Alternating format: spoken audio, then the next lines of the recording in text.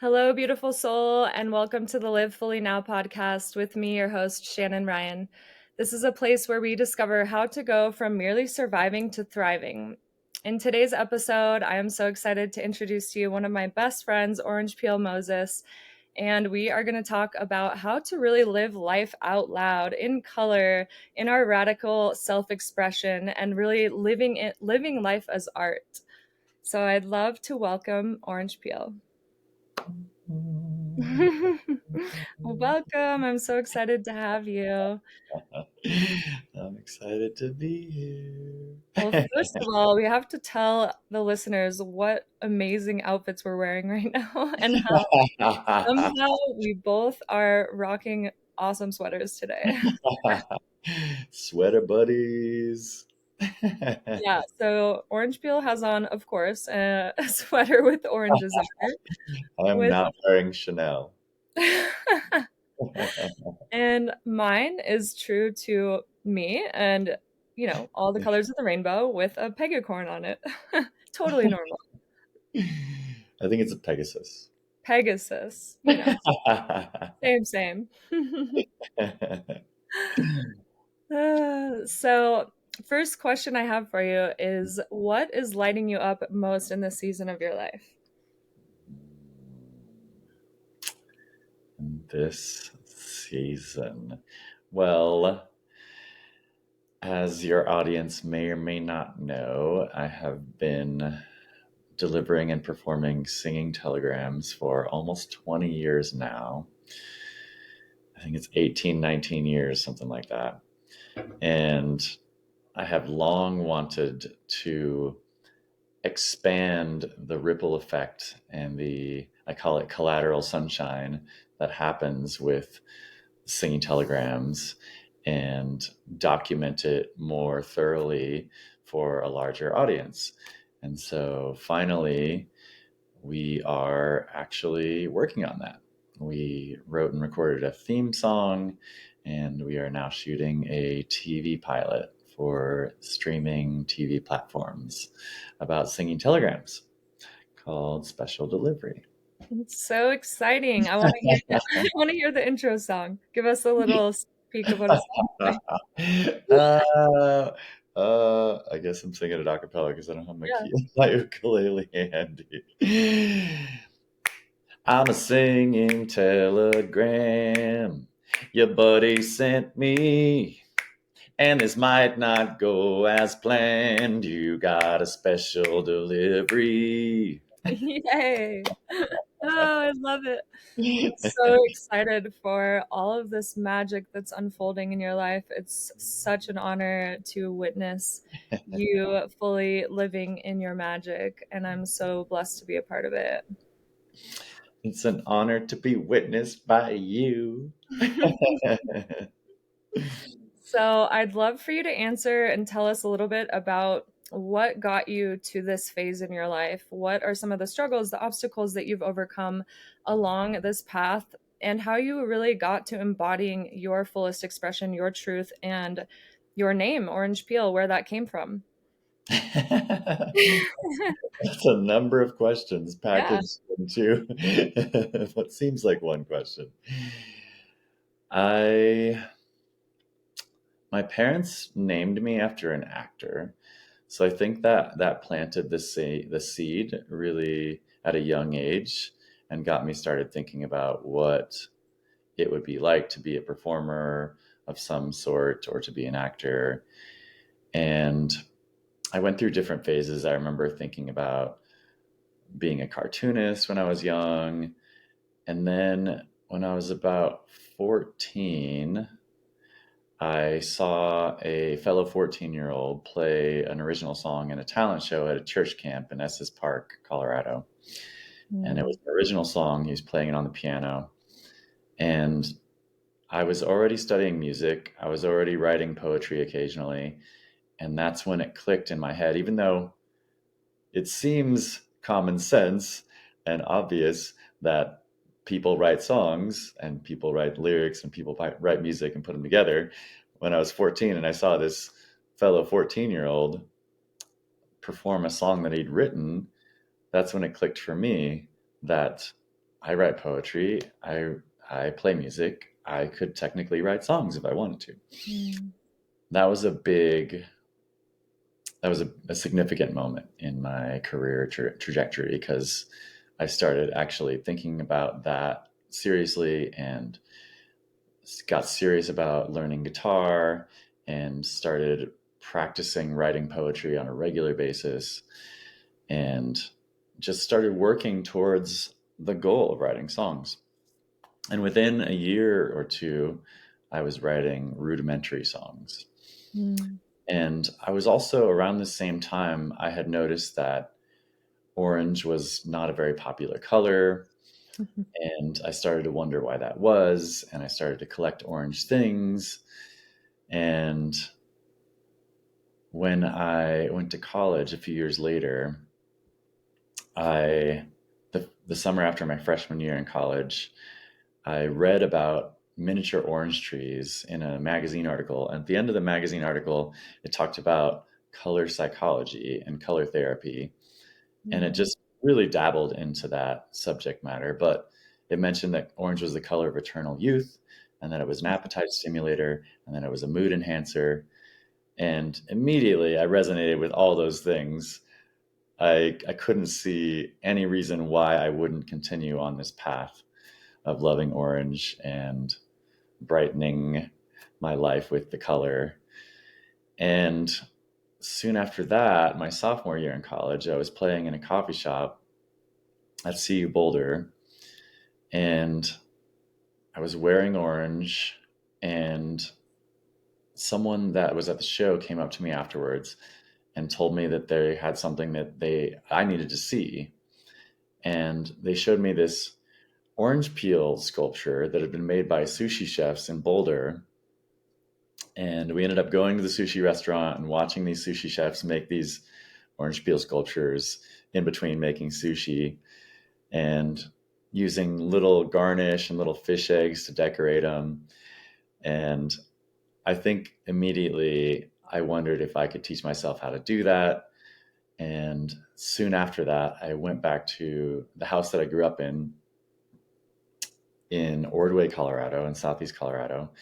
And I might be mythologizing this a little bit, but I Mm. remember just reaching into one of the first boxes that I saw and almost as if I knew exactly where this item was.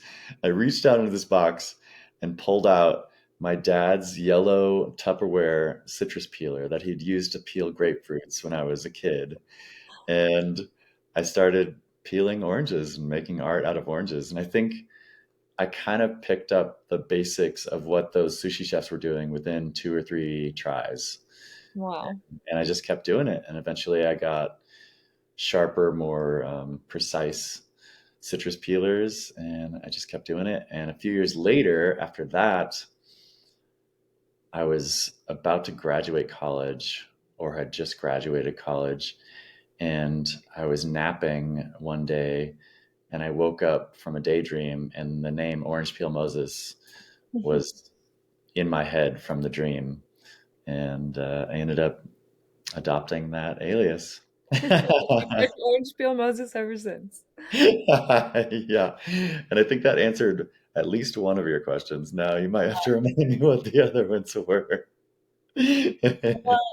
So you've been once you had this realization that this was, this was going to be your new name, your new identity, how you were going to express yourself and identify yourself with the world. Did you feel, was there any part of you that felt like uncertain or lacking self-confidence or met resistance from family or people around you? Or were you just fully like committed, like, this is me and I'm going to do it? Well, in high school, when I was still kind of just starting to write songs, I didn't really, my sister and my neighbor and my mom, a few people knew that I was writing songs. And I did eventually perform in that talent show in Estes Park at that church camp. And I would perform in 4-H talent shows here and there. And eventually I would perform at open mics in college. But in high school, I didn't really talk about it all the time. Some people knew what I was doing, but even when I graduated, I was salutatorian of my high school class. And Mm, even when I graduated, I don't think I talked about exactly what I wanted to do. I just knew that I was going to keep pursuing that. I didn't want to give anyone a chance to rain on my parade, really. I just talked about the fact that you could do anything you wanted to if you wanted to. mm, And then I went to college and just started studying more music and started studying writing and English literature, and because I didn't know exactly how it was going to go. I didn't know exactly what was going to happen, but I knew that I wanted to pursue it and give it a shot. And so, yeah, there were my college roommate, my freshman year, he requested a different roommate because he didn't like my music. I would be practicing guitar and singing when he got home from class or something, and he apparently didn't think I was very good at the time. mm, So in the middle of the year, he requested a new roommate and transferred rooms because he didn't like my music. And I'm sure I could think of other examples.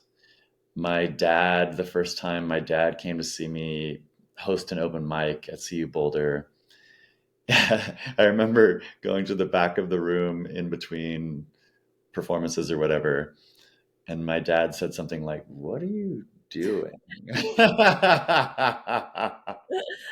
And at the time, I was probably reciting spoken word poetry that I was a fan of and performing original songs here and there, and just hosting this open mic and letting other performers perform. And my dad didn't grow up with me as much as my mom, and so he didn't follow my journey as much growing up. So he wasn't as close to the journey as my mom was. My mom has always been supportive, even though she wasn't ever really an artist or a creator professionally. She was always a seamstress. She always invented math games for her math classes 'cause she was a teacher. But when she was a kid, she wanted to play piano, and her mm, parents couldn't afford a piano. And so she bought a piano for us when we were kids, and we took piano lessons when we were kids. So because her parents couldn't afford a piano, it was mm. really important to her that we study music. Yes. So yeah, the fact that she was deprived of that when she was a kid motivated her to give that to her kids. That Mm, was a really big influence on me. Even though I didn't take it seriously when I was a kid, I didn't practice a lot. I I didn't know what was possible. I didn't understand what was possible at the time until I was 14. mm, But it was a big gift, the fact that we started piano lessons when we were young. And then when I wanted to quit piano lessons, my mom told me I needed to pick a different instrument. So I mm. started studying saxophone eventually and playing in school band. That's So awesome. I had the music education, fortunately, the entire time, even though I didn't know what I was going to do with it yet. Mm. When So, you were speaking earlier, it reminded me of one of my favorite things that you say about music, and I mhm, would love for you to share that. But it's mhm, something to the regards of everyone is a musician. This yeah. is somewhat of a newer idea that we aren't, and it's maybe if you could elaborate a little bit on that quote or Yeah. I mean, there are some anthropologists and historians that believe that music predated language. mm, And there's no hard evidence, of course, but there's musical instruments that have been found that are just tens of thousands of years old. And there's no there's no proof, like I said, but music for a long time, for most of human history, was communal. Everyone participated, and it was probably in a circle or in a gathering, and everyone was either singing or dancing or playing some kind of percussive instrument or a bone flute or whatever it was. Everyone was participating in music. There was no it's only in the last 100 years that there's become this separation between expert performers and listeners or patrons, people that pay to hear expert performers make music. And there's so much more to that, but singing, humming, chanting, all these things help relax your nervous system. And this is especially important in today's world when we have these nervous systems that developed to protect us from danger in ancient times, right? And in tribal times. But they they were developed so long ago that they're not adapted yet to modern times when we experience all these stressors around us all the time, whether it's our family or whether it's traffic or whether it's our boss at work or whatever it is. All those stressors can impact our nervous system on a daily basis if we're not careful and if we're not counteracting them with nervous system regulating practices like singing and humming and chanting and gargling water and touch and co-regulation and nature and deep breathing, exercise, things like that. And singing and humming is really important to help regulate your nervous system. And a lot of people don't know that, but the more you sing, the better you're going to feel overall. And it's a tragedy that there's this perceived separation between experts and amateurs, and that some parents don't encourage their kids to sing when they're first learning. Kids often get shamed by their peers or by teachers or by parents for not sounding good when that's rarely going to be possible when you're first learning anything. Yeah. And everyone should be singing because it's healthy. It's an emotional release, it's a nervous system regulating activity. It's when you're singing with a group, there's this effect called collective effervescence that you Mm. feel with a group. That's super magical, and we should be getting as much of that as possible. And churchgoers understand that, and they get that when they go to church, and concert goers get that when they go to concerts and sing along with bands. But there's still at a concert or even at church, there's still this separation between performers and listeners and patrons, and Mhm. it's a little more communal in a church, but not everyone goes to church. Mhm. So it's really important to sing along as much as possible, whether it's in your car, in the shower, with your friends. Have group sing-alongs at dinners and wherever you can, campfires. Yeah. I know that, you've been a huge, major catalyst in my life as far as opening my throat chakra and allowing me to sing or giving me permission to show up in my authenticity and my truth and really to share my voice. And if you would have told me a year ago that I would have been singing in front of people, I would have said, "You're absolutely insane." Um, and it's just been so beautiful and powerful to be witness to my own self, my own journey, and really being able to express myself in my fullest expression through singing, through my voice, and watching you and your radical self-expression has been so empowering and helpful for me on my journey. Mhm. Happy to be of service. Yeah. So, how do you go about your life? Is there a way that when you perform these singing telegrams where you are able to bring people into this space where they can participate and share their voice, or do you feel as though it's kind of like the performer and the recipient, more type of energy? So, as much as possible, I'm trying to choose songs that people will know in different occasions, that are songs that are relevant to the birthday or the graduation or the anniversary, the occasion, but also at least one or two songs that people will know as well. So there will be an opportunity to sing along. And Mhm. some people are still going to be reluctant and hesitant because of this social conditioning. But every time I sing a song that I think people might know, I'm always encouraging people to sing along. And if I'm doing a birthday rap or something else where clapping can happen, I often will clap and try to get people clapping. So I'm constantly trying to get people involved in whatever way possible.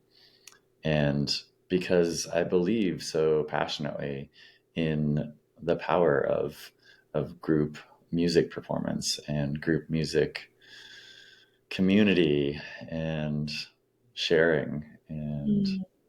group music making. Yes, I Mhm, love that. mhm. I would love to know a little bit more about tell us a little bit about what a day in the life of orange peel looks like. And what's one of the weirdest or most uncomfortable situations you've been in as far as a singing telegram? I'm sure you get lots of people that are super excited and others that are very resistant or reluctant. Tell us a little bit about what a singing telegram looks like. Like, what are you wearing? What are you singing? What type of environments are you in? What does your car look like? Okay, that was like at least three questions. um, wow, where do I start? So, what goes into a singing telegram? Can I start with that one? Yeah, whatever you feel called, whatever you feel called to share. So, I generally start with a customer consultation of some sort.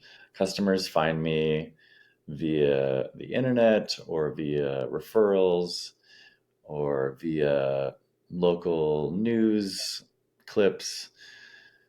And we start with a consultation where they tell me what the occasion is. And some customers know exactly what they want, even if they've never ordered a singing telegram before, because there's something that they know is going to either light their friend or relative up, or that is going to make that person laugh, or it's going to be a very specific reference that's going to let this person know exactly who sent it because they have this inside joke or this song or video that they love or whatever it is. And then some customers, often first time customers, have no idea what they want. And they ask me for ideas. And we have a lot of ideas on the website. Or they just trust me to do whatever I think is appropriate for the occasion. So there's a huge spectrum of customers between knowing exactly what they want. And I used this example the other day, but a comedy skit from 1979 or whatever, or not knowing at all what they want and trusting me to provide something that will enhance the occasion in some way. But one of the first questions I'll often ask the customer is, what kind of music does the recipient listen to? Mhm. And this isn't always important because sometimes customers just want to embarrass the recipient or just want to razz them about their age or whatever. But it is important if you want to make the recipient feel really special and feel really loved, and also give the recipient an opportunity to sing along with something as well. And so I'll often ask the customer what if there's any songs or artists that the recipient really loves, or even a genre that will help me kind of hone in on what songs to perform for the given occasion. And I know a lot of songs, and I've been doing this for 20 years, and so I know a lot of different songs. Of course, there's millions of songs at this point, but I know a lot and I learn new ones on a regular basis. So there's often something that's I know that's relevant, or something that I can learn easily that's relevant, that will help personalize the performance for that occasion. And sometimes when the customer really wants to make a recipient feel really special or really blow their mind, and they have a little extra budget to do that, we will personalize a song. Mm. So we will pick a song, whether it's the recipient's favorite song, or whether it's their least favorite song, or whether it's their karaoke go to, or whether it's a song that's relevant for the occasion in some way. We'll pick a melody, and the customer will give me the recipient's nicknames, their hobbies, their pets, their job, their catchphrases, their personality quirks, funny stories about their life. And I'll take all that information and I'll rewrite the lyrics of a song, just like Weird Al Yankovic does when he writes a derivative of a popular song. And I'll rewrite the lyrics to the song to be all about the recipient. And so that's singing telegrams usually surprise most people. Most people are not expecting them. There's a few rare exceptions. So singing telegrams are generally surprising to most recipients. But when you go in with a song that's completely personalized about the recipient and surprise someone with a song that's all about them, it's just it blows people away. It blows people away. And Yes. yeah, it's really special. Really special. It's super special. I've been witness to a few and it's so Mm. magic. I love it so much. What would you say your mission is, or your dharma, your purpose is with delivering these singing telegrams, or just in embodying your fullest expression? What do you want to share with the world? Did you want me to answer those other questions first, or? Whatever. You still want to know what my car looks like? I mean, if you want to share a day in the life with your car and what your closet looks like, be my guest. And all your weird costumes. Okay. Well, let's do that briefly first, and then we'll come Okay, back to the Dharma question. perfect. um, so most people don't have any experience with this, but because I have 100 or more costumes, I have a costume room that houses most of them, but some of them spill over into my personal closet, and I keep some things in my garage. And the costume room is definitely not big enough. But the fact that I have a room dedicated to costumes is absolutely essential and necessary for what I do at this point. When I, my car on a given day will have multiple costumes bagged in it if it's at the beginning of the day, and sometimes stilts, the passenger seat reclined and stilts in the passenger seat. And I almost always keep my water bottle refilled in the middle because I'm traveling and I need to be hydrating all the time. And sometimes there'll be snacks or food in there as well because it's a mobile office, basically. And I'm living out of the car. And then at the end of a busy day, whether I have 2 or 3 gigs, or sometimes even 4 or 5, which is really intense, but once in a while I have 4 or 5 gigs in a day, it will be my backseat will just be an explosion of costumes, and there'll be just pants and shirts and hats and masks and scarves and belts and shoes all over the place. I mean, yeah, I know And all too well about this because yesterday I saw your car and what I saw was thing one, 5 oranges on the floor. Thing two, a gorilla suit with a orange tutu. Thing three, a walker, and then you dressed up in tiny red shorts like Superman and a red cape. guilty as charged. As far as a day in the life, every day is different. But I think every day I'm trying to get better about. It's still a challenge, but I'm trying to get better about getting in a morning routine of some sort and grounding every day and having a little time to myself before work.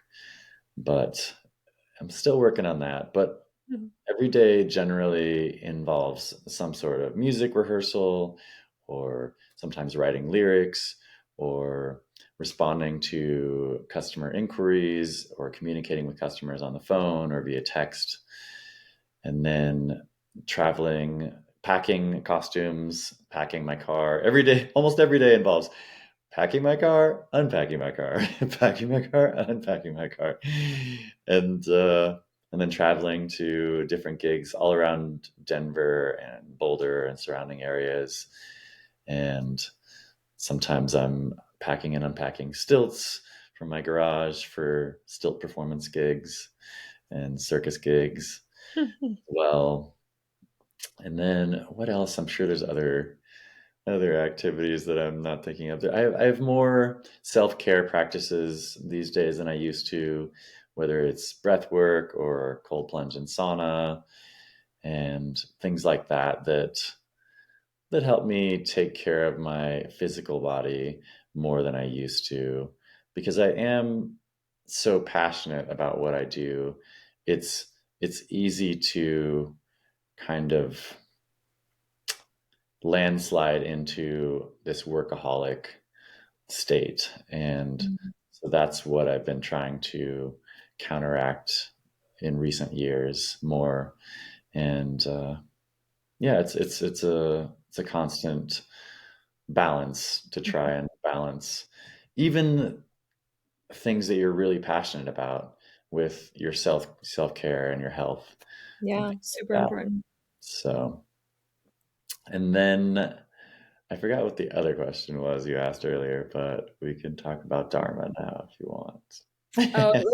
I was asking you what's one of the weirdest Oh, weird. Yes. one of the So weirdest interactions that you've had, doing let's, a singing telegram, I could literally tape an entire podcast or multiple podcasts about this, but which is why you're let's, starting a show. exactly, To capture exactly, these magical and weird and fantastic memorable moments. exactly. So let's try to rattle off a few. So one time I had a customer who was gathering their neighbors in their kitchen on a weekday for a little neighborhood gathering, and they just wanted to prank their neighbors or yeah, surprise their neighbors in some way. And so they decided that they wanted me to dress up like a clown. And my primary Yeah. clown guise is rodeo clown inspired. So I dressed up like a rodeo clown, and they decided I should come in through the back door of their house, go into the kitchen, and they're all the neighbors and and the customer are all gathered in the kitchen. Go into the kitchen without acknowledging anyone in the kitchen. Go to the fridge, take something out of the fridge, and I think I took a vegetable out of the fridge, like a bell pepper or something. I don't remember. Took a bell pepper out of the fridge and closed the fridge, still not acknowledging anyone, and just went back out the back door as if I was this customer's roommate or something. Oh my God. And as I was taking the vegetable out of the fridge and closing the fridge, one of the neighbors that was there for this gathering said something to the effect of, "Is anyone else seeing this?" I wish I could have heard the rest of the conversation after that, but um, we had a customer once, or customers once, who were based in Chicago, and their friend had just had a vasectomy in Boulder, and they wanted us to surprise their friend at his workplace in Boulder. So we wrote this custom song that alluded to the fact that they just had a vasectomy. And it was written to the tune of the Frank Sinatra, well, the song Chicago that Frank Sinatra recorded, because the recipient or the senders were from Chicago. And I went there to this guy's office in a hot dog costume and sang to him this song that was written inspired by his friends in Chicago. And it was hilarious. And to this day, I don't know whether his coworkers knew about his vasectomy in advance or not, or whether I was breaking the news to them or not. But that was hilarious. Weird requests. I've done some really strange. So that clown prank was kind of a prank for that customer's neighbors. I've done some other really weird pranks over the years. I did one recently on April Fool's Day where a dentist's partner hired me to pretend to be a patient. So we call that a fake patient for this dentist in Centennial, Denver, Colorado. And she really wanted to prank her partner pretty hard. And so Mhm. she brainstormed all these potential phobias that my fake patient character could have. And the ones that she landed on were dentophobia, which is fear of dentists, and photophobia, which is an allergy to either sunlight or bright fluorescent lights, and then palatophobia, which I have not looked up the pronunciation of that yet, but I'm hoping I'm getting that right, which is a fear of bald people. And so the dentist is bald, as you might guess. And obviously, there's fluorescent lights inside the dentist office, and he's a dentist. And so presented multiple challenges for my character as far as phobias go. And all of his coworkers were in on the prank. And I, the customer gave me free creative license to pick out my costume. And so I dressed all in black from head to toe because I have photophobia. So I have an allergy to sunlight and fluorescent lights. So I dressed all in black with a orange ski mask on and burgundy ski goggles and one of those Asian sun hats. They're called coolies, the conical sun hats that rice farmers wear, and then orange gloves. So I was completely covered head to toe, not a snatch of skin showing anywhere. And and then I brought a bag of costumes and wigs to give to his receptionist so she could give to him in hopes that he would put on a costume and or wear a wig so he wouldn't look like he was bald or that he was a dentist to ease my character's phobias. And he it turns out he did not wear a costume or a wig, but leaning into my character's phobias, I was waiting in a consultation room for him to come in, and I had my sun hat tipped down over my eyes. Even though I had goggles on, I had my sun hat tipped down over my eyes like this.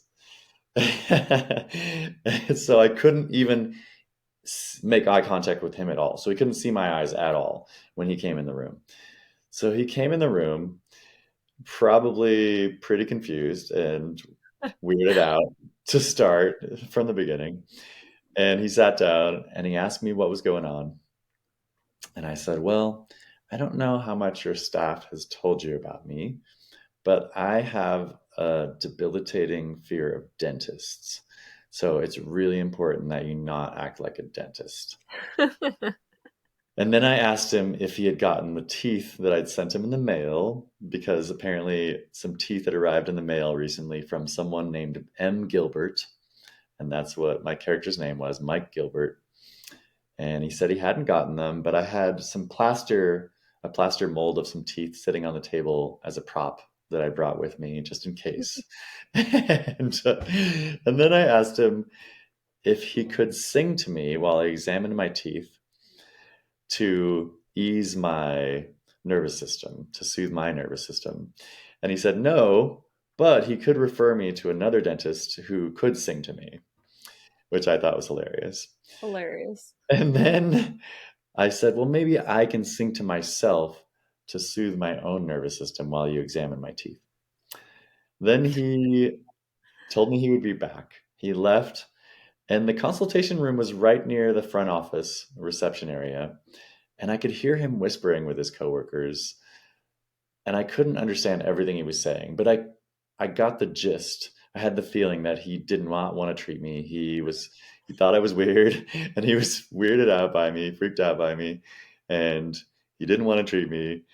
And so eventually one of his coworkers came back in the consultation room, and she whispered to me, she says, "I have to pretend like I'm talking to you right now. He doesn't want to treat you. He wants to send you somewhere else, but I'm going to insist that you want to be treated here. I'm going to tell him that you insist that you want to be treated here." And she leaves. She comes back. She says, "I don't know if he's going to treat you, but when he comes back, or if you see him in the doorway, just get up and start singing to him." So when he came back and he stepped in the doorway, I stood up and I took the plaster teeth that I had and I started puppeteering them, and I started singing a Weird Al derivative called Cavity Search about going to the dentist that's written to a U2 song, and singing the song. And we do have a video of this last part, and you can see him standing outside the consultation room, and you can hear me inside singing this song.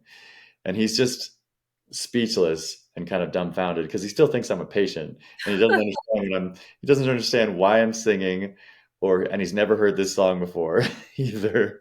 And so I sing two verses of the song, and then I couldn't contain it any longer, and I started laughing, and I said, "Happy April Fools." And Mm, he started cracking up. He thought it was the funniest thing ever. He had such a good sense of humor about it. that's awesome. It was a really, really magical, wonderful prank for sure. Yeah, highly thought out by that partner. I kind of want to meet her. Oh, I know. We got to bring her back sometime. Right? Like Help us seriously, orchestrate another prank. seriously, she put some serious time and energy and effort into that. Yeah. I love it. And then you asked me about my dharma. Yeah. Can you repeat that question? Hmm. So I'm just curious, like, what is your dharma? Do you feel like you're living your dharma, your passion, your purpose? What are you here to share with the world? Hmm. I feel like whether whether I was born with it or whether I curated it along the way, I feel like I have a lot of joy and happiness in my life. And I have also this ability to enhance joy and facilitate laughter and enhance special occasions via just laughter, songs, personality, vibes, charisma, all these things. And I, like I said, I could literally be a workaholic if I wasn't careful about doing it. And even when an opportunity comes up spontaneously in the parking lot as we're rehearsing for a gig, I will still make that moment special for a stranger Yeah. that I wasn't even hired to perform for, because it's the ripple effect, and it's collateral sunshine, and Mhm. it's the more I can provide that and facilitate that for people, the better, right? I Yes. I love I love people, I love life, and I love sharing music and sharing joy with other people, and just facilitating laughter, sometimes making people feel better about a milestone birthday or growing older when they're down on when they don't feel so hot because they're 40 or 50 or 60 or whatever it is, or sometimes when they may not be alive for much longer. Mhm. One of the best things you can do for someone if they're about to transition to the next plane is play their favorite song. Mm, um, because music is such a powerful force, and it lights up almost every region of the brain, mm, and there's nothing like it. And when I've sung to patients in retirement homes and assisted living facilities who have Alzheimer's or dementia, and they barely understand what's happening. If I sing one of their favorite songs, they light up. yep. So powerful. Such medicine. Hmm. Mm. Love it. Yeah, definitely resonate with, part of my purpose being to bring joy and facilitate joy and laughter and just helping other people to play and bringing in that childlike curiosity and wonder for the world. And I think that that's why, we're such good friends. And when we're together, I feel like, we're just magnetic and so much joy and positivity surrounds us because of the laughter and the facilitation of vibes and joy. Mm-hmm. Yeah. 111%. Oh, I love it. Uh, So I'm curious, I was thinking as we were talking previously about, the color orange, and as you mentioned, your purpose of facilitating joy. And when I think about the color orange, it symbolizes joy and Mhm. creativity. And it seems as though almost your soul chose this color subconsciously, lifetimes ago for you to represent and embody in this lifetime. And maybe it wasn't necessarily like as conscious of a thing as you think, or Mhm. one of the things that came up for me was, like I've looked back on my name, and my name means the little wise one. And I never knew that, but that word has been said to my energetic field over and over and over again my whole life. And I wonder Yeah. if I was meant to become this embodiment of this name, of this frequency, of this vibration that has entered my field. So I had that kind of similar understanding or comparison there with that color for you. And I wonder that about, I want to address the color, but really quickly, I wonder that about the fact that my parents named me after an actor. Mm, Remember, I mentioned that they kind of that planted a seed, and I mm, wonder how much was a self-fulfilling prophecy. yeah.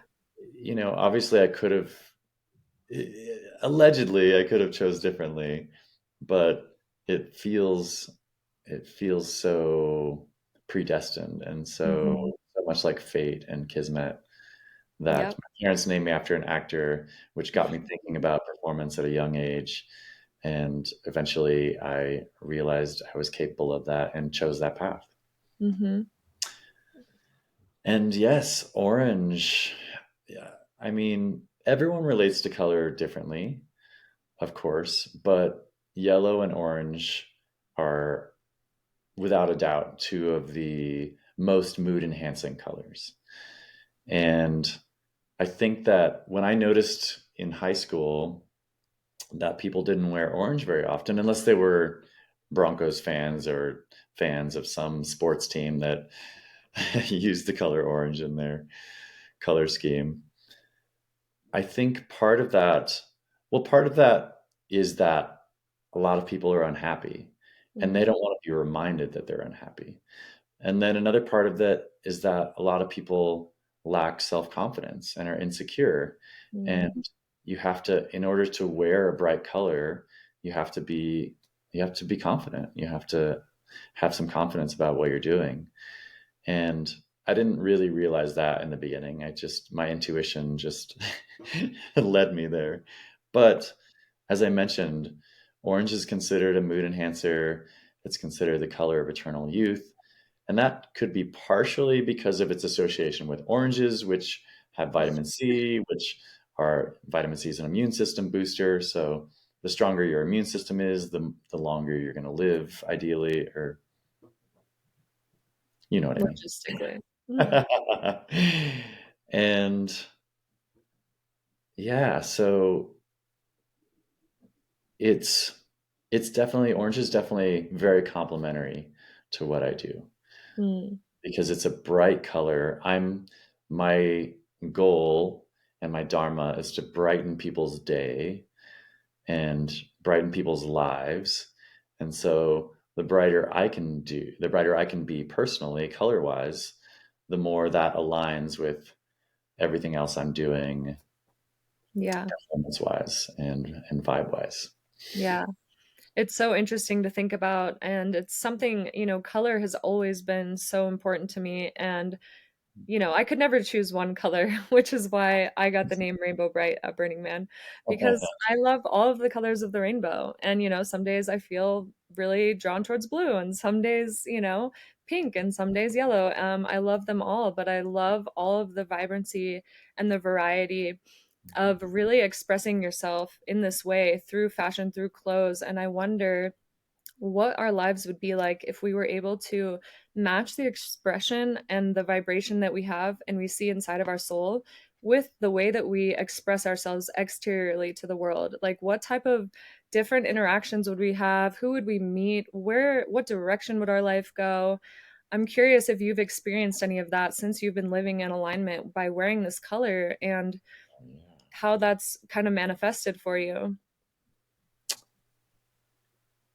In my experience, and I notice this in all kinds of realms, but in my experience, the more you try and reflect externally how you feel internally, the more opportunities you have to connect with like-minded people, and the more opportunities you have to remind other people that there is more color and brightness that is possible in their own lives.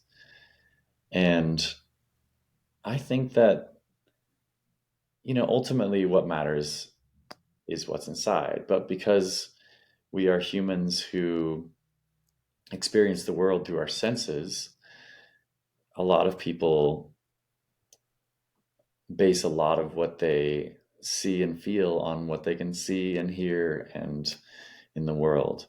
And so the more, like I said, the more you can translate how you feel as a person and your personality to the people around you and to the physical world, right?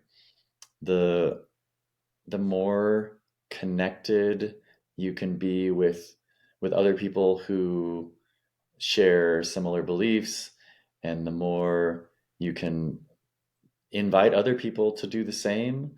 And you see this, of course, a lot at festivals specifically because even though there are trends sometimes and festival goers will follow trends sometimes, there's a lot more experimentation happening with Mm, costumes and characters. And sometimes you try on a costume or a character and it's just an experiment.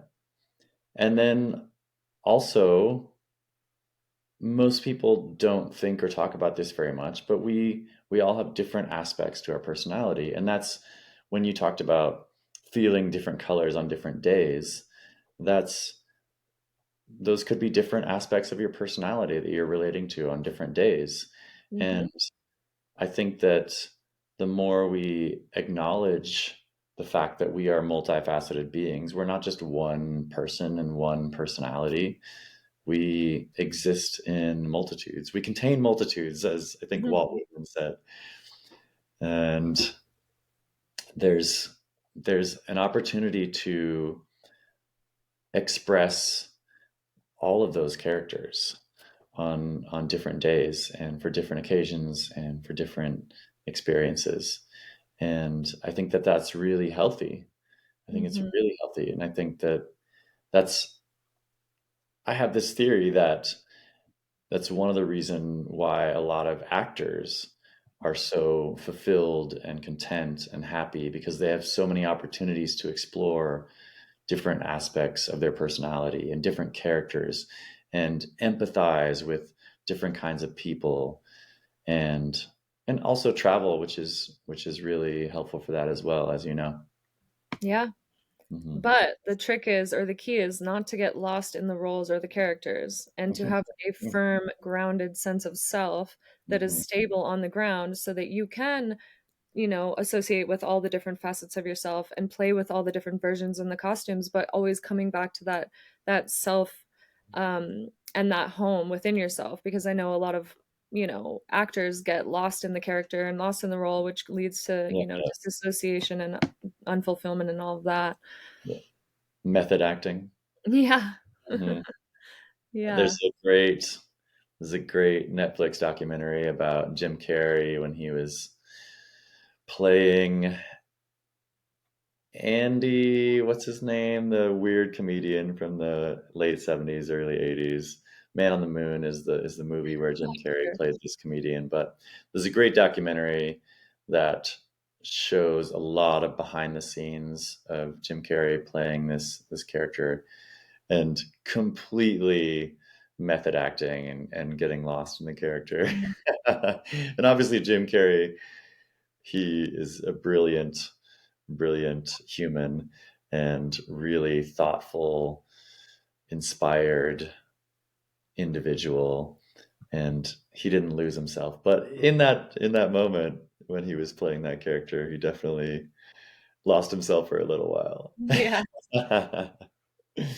Yeah, it's so beautiful to watch other people live in their fullest expression, to see, to have you give you're almost giving other people permission to show up and to shine in all of their colors and all of their dimensions in their full radiance, in their fullest expression. And thank you so much for doing that. I feel as though it is making a huge difference in the world in being able to share your brightness, your light, and give others permission to do the same.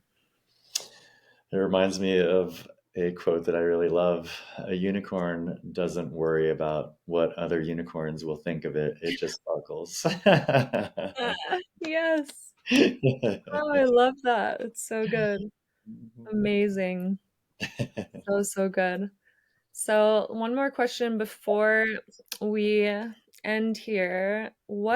How would you, how would you say or advise the listeners Mhm. to live fully now in this moment, to really take control back, their power back, to live fully in their fullest expression in this moment now? Wow, that's a big question, Just but one thing, one tip. just want to. I mean, your intuition, all of our intuition, is way more powerful than we give it credit for. And I think the statistic is that 90% of the nervous system signals that we get come from our gut. And that's why we Mhm. call it our gut instinct. Yep. We get lots of signals from our gut that are instinctual signals, and most people ignore most of them. And you still experience them on some level, whether it's conscious or not. But the more you can tune in to the subtleties of your intuition, and the more you practice listening to it, the stronger it will get. And you can't possibly know what's possible until you, like I said, listen to that intuition and keep listening to it for a long period of time. So much is possible beyond what you can ever perceive or imagine in many cases. And I think that's one of the many things that has served me really well. My intuition led me to the color orange. My intuition led me to songwriting. My intuition eventually led me to dancing and still performing. And I can't advocate strongly enough for listening to your intuition and following your heart. And Mm, if if your intuition is telling you to leave a job that you don't like, leave. do not ignore that. To Do what I did and ignore it and wait really long till it just became a scream. Listen to the subtle whispers and take action before it gets so uncomfortable that you have to move. to Jim Carrey seems to be a theme right now, but Jim Carrey talks about his father and how his father was a ridiculously funny man. But he had this job, worked for this company in order to provide for the family. Mm, And when he could have been doing so many other things, probably, right? But then he got laid off, and his family was homeless and struggling for a while. And so Jim Carrey talks about if you can fail at something that you don't like doing, why not take a chance on something that you love? yep. And Oh, it's so it's so good. never it's never So too late true. to start. It's never too late to start. It's never Yep. too late. Such beautiful wisdom and advice. Thank you so much for that. Wow, love it. What a great way to end the show. Follow your intuition, listen to your heart, and live in your fullest expression. Be yourself because everyone else is taken. Shine like the unicorn that you are. Uh-huh. Just So sparkle, tell us a little bit, sparkle. tell the listeners how they can Yes. your website, how they can connect with you in the future. If they're interested in checking out your show that's coming out, tell them how they can connect with you. Yes. So the website is orangepeelmoses.com. And there's also another URL that points at the same website as customsingingtelegrams.com. And there's a prompt now, right when you get to the website, to sign up for the newsletter. We will definitely be sending out updates eventually when the pilot is signed at some point and when we're actually going to be releasing the pilot or episodes at some point on some streaming platform. And I'm also Orange Peel Moses on Instagram and TikTok, even though I don't use TikTok as much as I should yet. And Orange Peel Moses on Facebook, Custom Singing Telegrams on Facebook as well. I have two different business accounts on Facebook. And so Orange Peel Moses is that's the way to find me in most on I don't most. think anyone's gonna forget. The cool thing about that name is that it came from a dream, which came from following my intuition. But I've traveled all over the world, and 98 or 99% of people resonate Yeah. and really love that name. And I'm sure partially it's because most people have nothing but positive associations with citrus fruit and oranges. And but again, I chose a symbol that represents my personality and what my dharma is in the world, and it's all aligned. Mhm. And when you're in alignment as you are, that's when you're in flow with the universe. That's when the right people, the right places, the right time, everything works out with effortless ease, and you are able to manifest the life of your dreams. So, again, thank you so much for being a guest on our show today. And I look forward to connecting with you in the future and can't wait to hear more about your new TV show that's coming out. Thank you for sharing your unique medicine and magic with the world and really being a pillar of joy, of light, of sunshine, creating this beautiful ripple effect outwardly to the collective. Thank you so much. I appreciate you so much. Thank you for having me. You too. Bye.